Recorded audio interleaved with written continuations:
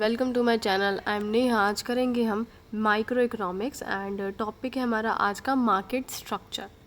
सो यहाँ पे market structure देखो क्या होता है, ये हम पढ़ेंगे। It refers to the number and types of firms operating in the industry. यानी नंबर से इधर मतलब है कितनी गिनती में कितनी फर्म्स जो हैं अभी चल रही हैं या काम कर रही हैं।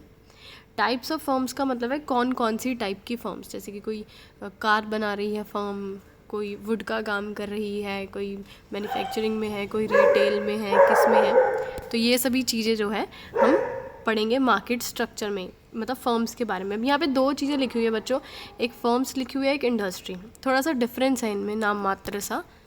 फर्म्स का इधर मतलब है कि कोई एक फर्म, जैसे कि कोई एक फर्म है वो कार्स मैन्युफैक्चर कर रही है तो एक फ़र्म होगी। और इंडस्ट्री में वो आ गए जितनी भी फर्म्स मिलके कार्स बना रही है वो सारी फर्म्स एक इंडस्ट्री में आ गई, बस ये डिफरेंस है। ठीक है। अब क्या है basis for classifying market structure. अब मार्केट स्ट्रक्चर को कैसे हम क्लासीफाई कर सकते हैं, या फिर एक दूसरी आसान भाषा में क्या बोला जा सकता है, factors which determine the market structure. So market structure के कुछ फैक्टर्स हैं, यानी मार्केट किस टाइप की होगी, परफेक्ट कंपटीशन होगी, मोनोपोलिस्टिक होगी, मोनोपोली होगी, ये सभी चीज़ें हम कैसे पता लगा सकते हैं। तो सबसे पहला अपना पॉइंट है number of buyers and sellers.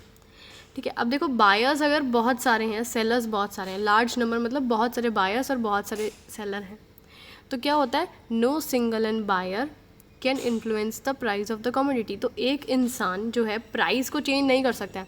अब भाई 10 लोग हैं बेचने वाले और एक बायर मना कर दे कि मैं तो नहीं खरीदता, तुम्हारा प्रोडक्ट महंगा है, तो क्या वो सस्ता कर लेगा दुकान वाला? नहीं। क्यों? क्योंकि उसके पास बहुत सारे बायर्स हैं। या फिर कोई एक सेलर ऐसा बोल दे कि भाई मैं नहीं बेचता, तो फिर क्या कोई फ़र्क पड़ेगा प्राइस को? कोई नहीं फ़र्क पड़ेगा। बाहर जाके दूसरी दुकान से खरीद लेगा तो प्राइस पे कोई फ़र्क नहीं पड़ेगा। लेकिन अगर सिंगल सेलर है, सपोज़ पूरे मार्केट में एक ही सेलर है, he can exercise is great control of the price. तो वो जो है अपना प्राइस पे पूरा कंट्रोल रखेगा। भाई उसकी मर्जी है, चाहे वो महंगा बेचे चाहे सस्ता बेचे, क्योंकि लोगों के पास और कोई ऑप्शन नहीं है, बायर्स को उससे ख़रीदना ही पड़ेगा क्योंकि एक ही सेलर है। आगे है नेक्स्ट पॉइंट आपका नेचर ऑफ कॉमोडिटी। कॉमोडिटी यानी जो प्रोडक्ट आप बेच रहे हैं वो किस टाइप का। अगर होमोजीनियस हैं आपके प्रोडक्ट्स, यानी जो बिल्कुल एक जैसे ही दिखते हैं, जैसे बॉटल्ड वाटर, अब पानी यार कोई सा भी पी लो, पानी टेस्ट सब सेम ही होते हैं ना। नेक्स्ट पॉइंट है हमारा नेचर ऑफ कॉमोडिटी, यानी कॉमोडिटी आपकी किस टाइप की आप बेच रहे हो। अगर प्रोडक्ट्स जो है होमोजीनियस है, यानी ऑलमोस्ट बिल्कुल एकदम सेम ही है, कोई फ़र्क ही नहीं बता सकता, जैसे बॉटल वाटर, अभी पानी जो बॉटल में बिकता है चाहे कोई सी भी कंपनी का हो, वो सारे ही सेम होते हैं ना पीने में, then it is sold at uniform price. उनका प्राइस ऑलमोस्ट सेम ही रहेगा, ज़्यादा डिफरेंट नहीं होगा। एक आध रुपये की तो मैं ज़्यादा बोलती नहीं, लेकिन प्राइस सेम होगा मार्केट में। नेक्स्ट है डिफरेंशिएटेड कॉमोडिटीज़ अगर है, यानी थोड़ा बहुत डिफरेंट है उसमें, जैसे कि अलग अलग ब्रांड के अलग अलग प्रोडक्ट होते हैं, उनका अलग अलग टेस्ट होता है।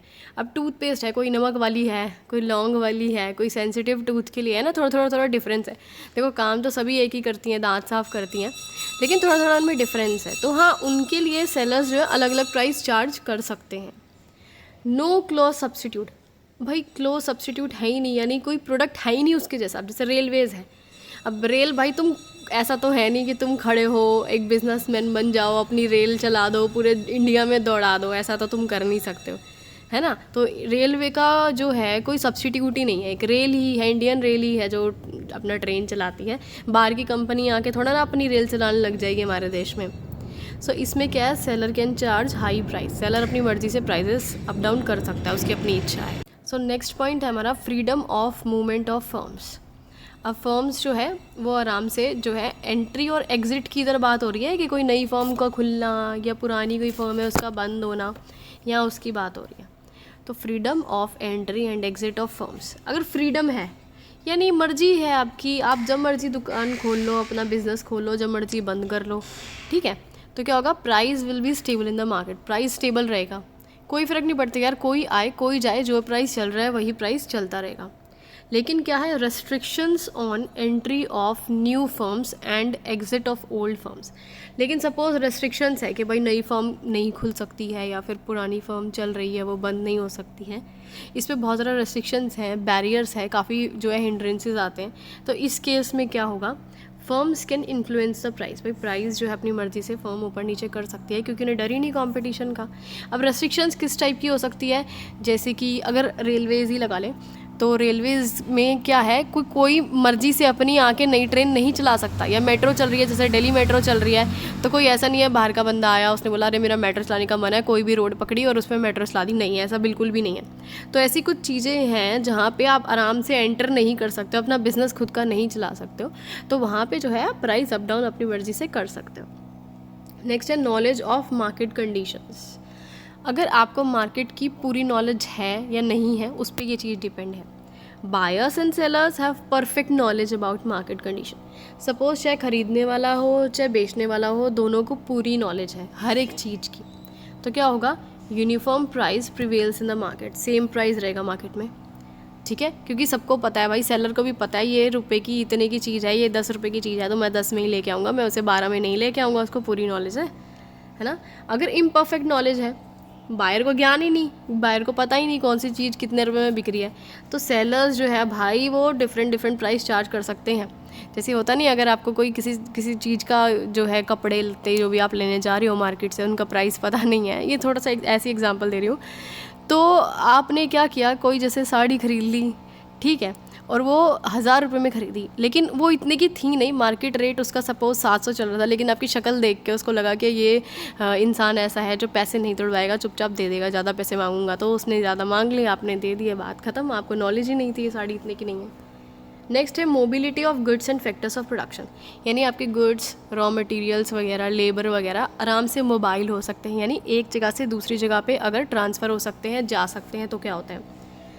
फैक्टर्स ऑफ प्रोडक्शन की अगर बात की जाए, फैक्टर्स ऑफ प्रोडक्शन क्या होते हैं, वो चीज़ें जिनके थ्रू हम प्रोडक्शन करते हैं, जिनकी हेल्प से हम प्रोडक्शन करते हैं, जैसे कि लेबर हो गया, है ना, लेबर हेल्प करती है ना प्रोडक्शन करने में। Move freely from one place to another, अगर वो एक जगह से दूसरी जगह पे जा सकते हैं तो यूनिफॉर्म प्राइस रहेगा मार्केट में, क्योंकि देखो पता क्या होता है, लेबर एक जगह जाए, दूसरी जगह जाए, चाहे तीसरी जगह जाए, वो वही रेट चार्ज करेगी क्योंकि वो आराम से ट्रैवल कर सकती है इधर से उधर।